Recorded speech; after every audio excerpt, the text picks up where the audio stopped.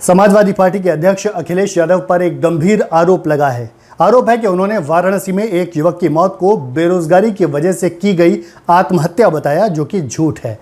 मामला बिहार के रहने वाले हरीश और गोरखपुर की संचिता का है। दोनों ने लव मैरिज की थी, लेकिन कुछ दिन पहले खबर छपी कि हरीश ने वाराणसी में जबकि संचिता ने गोरखपुर में आत्महत्या कर ली।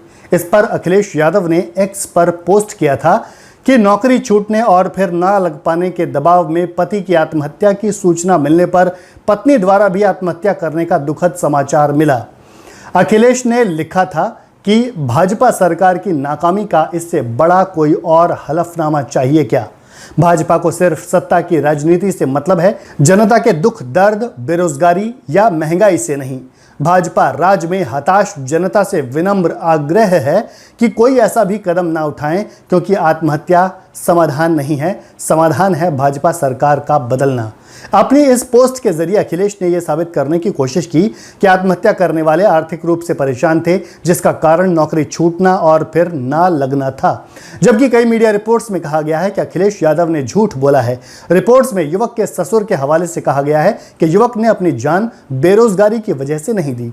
मीडिया से हरीश के ससुर यानी संचिता के पिता ने साफ कहा कि अखिलेश यादव साफ तौर पर राजनीति कर रहे हैं।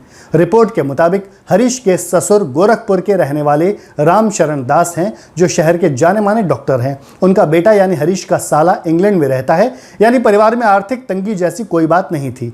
हरीश के ससुर और संचिता के पिता ने मीडिया को बताया कि MBA कर चुका हरीश मुंबई में बैंक में नौकरी करता था और उसकी तनख्वाह 1 लाख रुपए से ज्यादा थी। उसकी नौकरी छूटी नहीं थी, बल्कि उसने खुद छोड़ी थी, और वो भी अपने ससुर के कहने पर।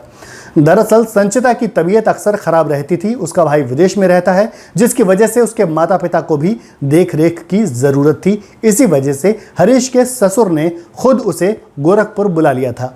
अखिलेश यादव ने इसे ऐसे प्रचारित किया जैसे हरीश नौकरी छूटने की वजह से आर्थिक तंगी में था और रुपयों की कमी की वजह से उसने जान दे दी। रिपोर्ट से पता चला है कि हरीश के जान देने के कारण पारिवारिक या मनोवैज्ञानिक हो सकते हैं। रिपोर्ट्स में नशे की लत की बात भी कही गई है।